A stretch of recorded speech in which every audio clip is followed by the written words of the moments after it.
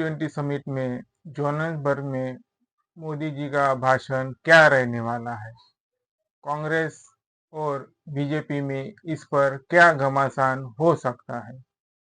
जो G20 है वो बेसिकली इकोनॉमिकल स्ट्रक्चर बढ़ावा देने के लिए बनी है।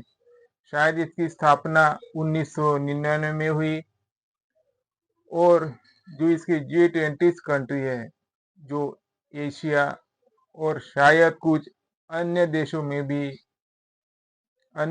की भी इसमें देश इन्वॉल्व है G20 में। 2023 में G20 भारत में हुई, 2024 में ब्राजील में हुई शायद, और अभी 2025 साउथ अफ्रीका के जोहान्सबर्ग में। इस पे बहुत महत्वपूर्ण मीटिंग्स है। मैं मोदी जी का भाषण क्या रहने वाला है जोहान्सबर्ग में, कांग्रेस वर्सेस बीजेपी क्या है, तो उससे पहले मैं G20 के तरफ आऊं। G20 क्या है? G20 है इकोनॉमिक पॉलिसी डेवलप करना। इकोनॉमी G20 का उद्देश्य है ग्लोबल क्राइसिस। G20 का उद्देश्य है इंटरनेशनल डेवलपमेंट। G20 का उद्देश्य है क्लाइमेट चेंज और G20 का उद्देश्य है जो टेक्नोलॉजिकल सिक्योरिटी है वो। इसमें कहीं भी रिलीजियस शब्द नहीं है। इसमें कहीं भी रिलीजियस शब्द नहीं है, धार्मिक शब्द नहीं है। बात सिर्फ भारत की नहीं, भारत के अन्य देशों की भी है। लगभग कुछ देश मैक्सिमम तौर पे पॉलिटिकल जो व्यू एजेंडा है उसमें रिलीजियस का यूज शायद ज्यादा करते होंगे। वैसे ही हमारे भारत में G20 का मेन उद्देश्य है economic policy, global crisis, climate change, international development, और फिफ्थ है टेक्नोलॉजी और सिक्योरिटी। ये 5 अहम मुद्दे हैं। इसमें कहीं रिलीजियस शब्द नहीं है, क्योंकि देश और राज्य के लिए धर्म या रिलीजियस से जाए तो बर्बाद हो जाए। पर कभी भी इलेक्शन पॉलिटिक्स होती है, हमारे जो मोदी जी का भाषण हुआ है बिहार में, जो छठी मैया है उसे यूनेस्को में टैग देंगे।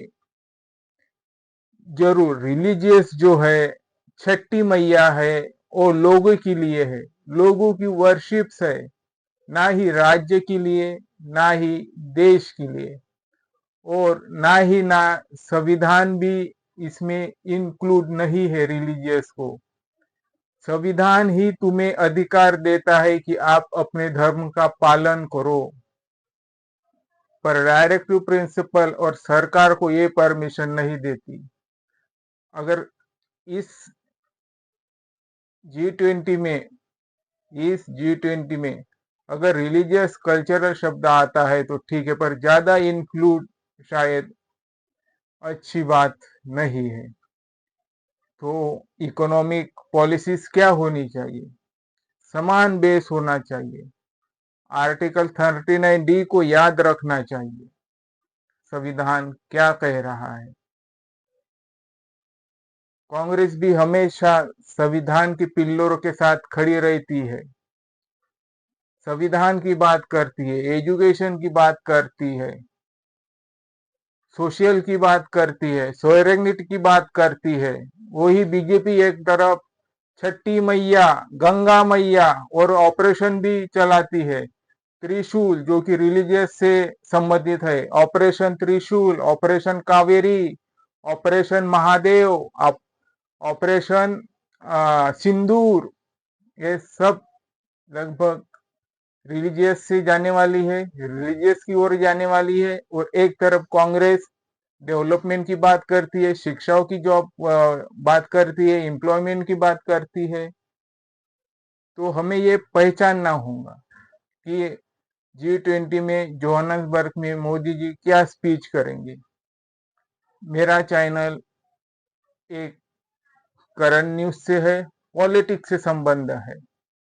मैं किसी व्यक्ति के पर्सनल पे मुझको बोलने का अधिकार नहीं है, पर शायद जो पब्लिक को ठेस पहुंचाता हो, पब्लिक डोमेन को ठेस पहुंचाता हो, उस पे शायद ना बोलूं तो मेरा जैसा गुलाम स्टूडेंट भी नहीं होगा।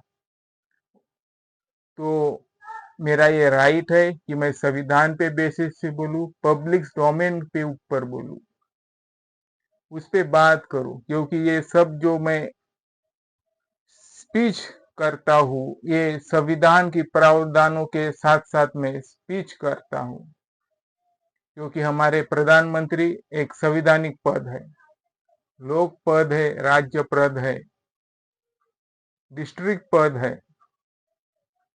तो इसलिए जोहान्सबर्ग में शायद हमें अच्छी राह दिखाए हमारे प्रधानमंत्री जी, हम यही अपेक्षा करते हैं और उसी अपेक्षाओं के साथ हमें चलना चाहिए। जो अभी वो कब अब जोहान्सबर्ग में जो स्पीच देंगे उन्हें ही ध्यान में रख के लगभग सभी देशवासियों को उसी और हमें चलना चाहिए। फिर इलेक्शन के वक्त वो कुछ भी यूज कर ले, हमें उधर कम ध्यान देना चाहिए और जो डेवलपमेंट की बात हो उस और हमें जाना चाहिए। अगर हमारी वीडियो आपको अच्छी लगती है तो हम रिक्वेस्ट करते हैं हमारे चैनल को वाइडली लाइक, शेयर और सब्सक्राइब करना जरूर करें।